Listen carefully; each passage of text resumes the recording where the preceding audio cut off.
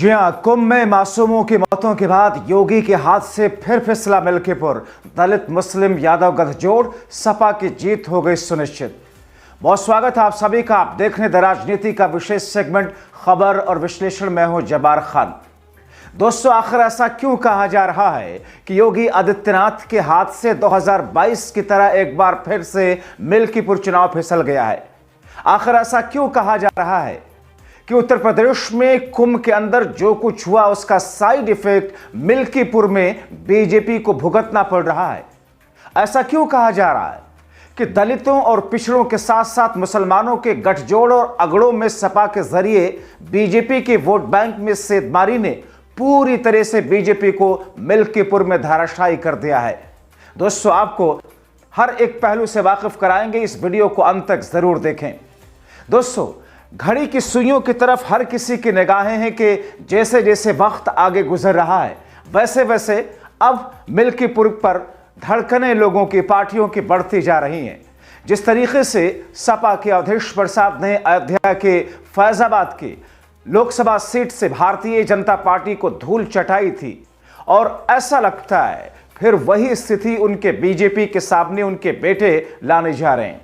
और इस बीच कुंभ में मासूमों की मौतों पर योगी की चुप्पी, कुंभ में अव्यवस्था और मरने वालों में सबसे ज्यादा पिछड़े दलितों के होने के बाद से मानो योगी के हाथ से मिल्कीपुर की बची खुची उम्मीद भी छीन ली है। दरअसल इससे पहले कि आपको कुंभ का साइड इफेक्ट मिल्कीपुर में क्या कुछ होगा उसको दिखाऊं, आप इन तस्वीरों को देख लीजिए। ये डिंपल यादव हैं, उनके साथ में प्रिया सरोज हैं, जो कि मिल्कीपुर की सड़कों, गली, चौराहों से लेकर के तमाम जगहों तक जिस अंदाज में डिंपल प्रिया आज हो रहा है, जिस तरीके से वहां पर सपा का डंका बज रहा है, उसमें एक ऐसा एक्स फैक्टर सामने आ गया जिसकी वजह से यह कहा जा रहा है कि साहब मिल्कीपुर में तो इन दोनों ने गर्दा काट दिया। अखिलेश यादव ने ट्वीट करके लिखा, मिलकर जीतेंगे मिल्कीपुर। ये तस्वीरें दरअसल दर्शा रही हैं जन सैलाब लोगों का, और उस पर डिंपल यादव का उनकी बीजेपी के लिए ललकार, प्रिया सरोज का लोगों से जोड़ना, पिछड़ों और दलितों को अपने पाले में लाने के लिए बीजेपी के ताबूत में आखिरी कील ठोकना, ये ऐसी दिख रही है तस्वीरें जिससे ऐसा लग रहा है कि साहब मिल्कीपुर तो मानो पूर्ण रूप से बीजेपी के हाथ से फिसल गया। दोस्तों, बीजेपी को ऐसा लग रहा था कि अगर कुंद्रकी में, जो कि मुस्लिम बहुल सीट थी, जहां पर बीजेपी ने अपनी रणनीति के हिसाब से उस सीट को जीत लिया, तो फिर मिल्कीपुर में तो इस बार जीत निश्चित है। मगर जिस अंदाज में, जिस तरीके से ये तस्वीरें देख करके बीजेपी के खेमे में हलचल है, कुंभ में मासूमों की मौतों के बाद मिल्कीपुर के गरीब अवाम, पिछड़े दलित भागते हुए मानो सपा की तरफ आ रहे हैं, और उसमें मुस्लिमों का करीब 100% समर्थन। सपा द्वारा बीजेपी अगले वोट बैंक में भी सेंधमारी की कोशिश काफी हद तक कामयाब होती हुई दिख रही है।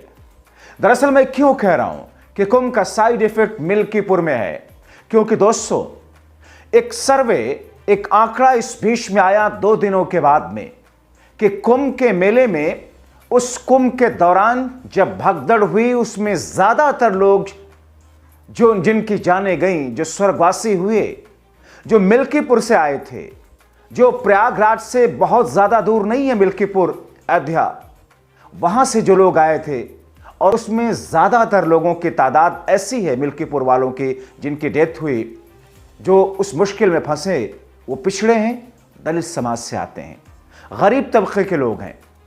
और उसका साइड इफेक्ट ऐसा हुआ कि पहले से अखिलेश यादव के बार बार चेताने के बावजूद कुंभ के अंदर व्यवस्थाएं ठीक नहीं की गई, संतों के आक्रोश के बावजूद कुंभ के अंदर व्यवस्थाएं ठीक नहीं की गई, और अब ऐसे में उसका गुस्सा मिल्कीपुर की जनता कहीं ना कहीं सीधे तौर पर भारतीय जनता पार्टी से निकालती हुई दिख रही है। दोस्तों, दरअसल अयोध्या की मिल्कीपुर सीट के आंकड़ों की बात करें तो यहां कुल मतदाताओं की संख्या 3,58,000 है। माना जाता है इसमें सबसे अधिक अनुसूचित जाति और फिर दूसरे नंबर पर पिछड़े वर्ग के वोटर हैं। यह अनुसूचित जाति वर्ग में पासी समाज, ओबीसी में यादव सबसे प्रभावी हैं। ओबीसी और दलित वोट बैंक के साथ ही मुस्लिम भी प्रभावी भूमिका में हैं। समाजवादी पार्टी को फौरी तौर पर इसी पीडीए समीकरण का लाभ मिल रहा है, और इस बार के चुनाव में भी मेन फोकस इन्हीं समुदाय पर रहेगा। यहाँ 1.25 लाख के आसपास दलित हैं, जिनमें पारसी बिरादरी के वोट करीब 55,000, 30,000 मुस्लिम है, 55,000 यादव की तादाद है। मिल्कीपुर में सवर्ण बिरादरी में ब्राह्मण समाज के 60,000 के आसपास हैं। क्षत्रिय वैश्य समुदाय की तादाद करीब 25,000 है। 20,000 अन्य जातियों की हैं। चौरसिया 18,000 है। पाल और मौर्य बिरादरी में भी काफी ज्यादा इस वक्त सपा की घुसपैठ दिख रही है। दोस्तों, अगर बात करें कि बीजेपी ने जीतने के लिए जतन क्या किए, वहां पर बीजेपी को लगा था कि इसे जीत लेंगे। 16 मंत्रियों को उतारा था, 40 विधायक को चुनाव प्रचार में लगाया। अखिलेश यादव, शिवपाल सिंह यादव सहित कई सांसद और विधायकों को भी मैदान में उतरने के लिए मजबूर होना पड़ा, क्योंकि सियासत है, राजनीतिक माइलेज लेना है, राजनीतिक रणनीति को जमीन पर उतारना है। हर कोई एक्टिव दिखा।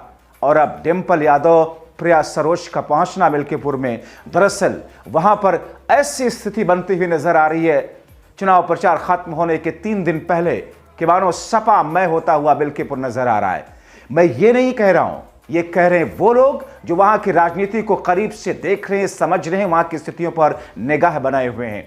हालांकि दोस्तों, मुस्लिम समाज जिसका करीब 100% समर्थन सपा के खाते में जाता हुआ दिख रहा है। योगी आदित्यनाथ ने मुस्लिम समाज में भी घुसपैठ करने की कोशिश की वोट बैंक में। वहां पर अल्पसंख्यक समाज कल्याण विभाग के मंत्री दानिश अंसारी को भी उतारा था, मगर पहली नजर में यह कोशिश नाकाम दिखाई दे रही है। अखिलेश की जमीनी रणनीति, अवधेश प्रसाद उनके बेटे और मिल्कीपुर से सपा प्रत्याशी अजीत प्रसाद के मिल्कीपुर के लोगों में मजबूत पैठ तो पहले से है। सपा को एज दे रही थी, मगर कुंभ में मासूमों की मौतों ने मानो योगी की मिट्टी पलीत कर दी है। दोस्तों, अब ऐसी स्थिति में मिल्कीपुर ऐसा लग रहा है कि अयोध्या से एक बार फिर से वैसा संदेशा जाएगा जैसा लोकसभा चुनाव में जो संदेश गया था राम मंदिर के प्राण प्रतिष्ठा के बाद, जब अवधेश प्रसाद ने वहां से जीत दर्ज की थी फैजाबाद सीट से। तो दोस्तों, ऐसे में क्या मिल्कीपुर, जहां पर बीजेपी ने पूरी एड़ी चोटी का जोर लगाई थी योगी आदित्यनाथ ने, मगर कुंभ के हादसे ने योगी के हाथ से मिल्कीपुर को छीन लिया। आप क्या सोचते हैं? अपनी राय जरूर लिखें। आप लाखों दर्शक जो हमें देखते सराहते हैं, आपसे अपील की इसे ज्यादा से ज्यादा लोगों तक पहुंचाने के लिए शेयर करें, ताकि वो भी जागरूक रहें, आप जागरूक रहें। आप सब अपना ख्याल रखें, सुरक्षित रहें। बहुत शुक्रिया।